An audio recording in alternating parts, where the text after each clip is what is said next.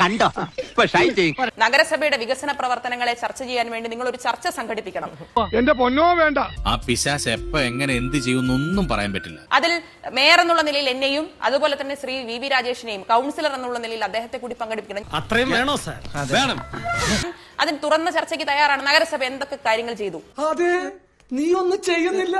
ഇദ്ദേഹം ഇവിടെ പറഞ്ഞല്ലോ, നഗരസഭയിൽ എന്തൊക്കെയോ വലിയ പ്രയാസങ്ങൾ, പ്രശ്നങ്ങൾ ജീവനക്കാർ നടത്തുന്നു. എന്താ ഈ അശ്ലീലം പറയണേ? ഞാൻ ഇവന്റെ രണ്ടെണ്ണം വാങ്ങിച്ചിട്ടേ പോവുള്ളൂ. ഇവിടത്തെ ഏതെങ്കിലും ഒരു ജനപ്രതിനിധിയെ, ഭരണസമിതിയുടെ ഭാഗമായ ഏതെങ്കിലും ഒരു ജനപ്രതിനിധി ഈ അഴിമതിയുടെ ഭാഗമായി ഉണ്ട് എന്ന് തെളിയിക്കാൻ BJPക്ക് സാധിക്കുമെങ്കിൽ ഞാനത് വെല്ലുവിളിച്ചുകൊണ്ട് ചോദിക്കാൻ ആഗ്രഹിക്കുകയാണ്. അല്ല സുഹൃത്തുക്കളെ, വാസ്തവത്തിൽ അഴിമതി എന്താണെന്ന് പോലും ഞങ്ങൾക്ക് അറിഞ്ഞുകൂടാ. വെറുതെ ചിരിപ്പിക്കരുത്. ഇപ്പൊ തിരുവനന്തപുരം നഗരസഭയിൽ വീട്ടുകാരം തട്ടിപ്പ് നടത്തിയത് പ്രതിപക്ഷം കാരണമാണോ? എന്റെ പൊന്നു വായി എന്നെ കുഴപ്പിക്കരുത്. അല്ലെങ്കിൽ കെട്ടിട നമ്പർ തട്ടിപ്പ് നടത്തിയിട്ട് ആ കേസിലെ പ്രതി MDMA കച്ചവടം നടത്താൻ പോയത് പ്രതിപക്ഷം കാരണമാണോ? ഇയാൾ ഉരുളക്കുപ്പേരി കോളേജിൽ നിന്ന് ഡിഗ്രി എടുത്ത് വന്നിരിക്കുകയാണ്, ഒരു തർക്കക്കാരൻ. തിരുവനന്തപുരം നഗരത്തിൽ എമ്പാടും തെരുവ് നായ്ക്കൾ അലയുന്നത് പ്രതിപക്ഷം കാരണമാണോ?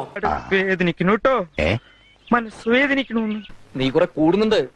തിരുവനന്തപുരത്തെ മാലിന്യ പ്രശ്നം അത് 40 വർഷം കൊണ്ട് പരിഹരിക്കാതെ കിടക്കുന്നത് പ്രതിപക്ഷം കാരണമാണോ?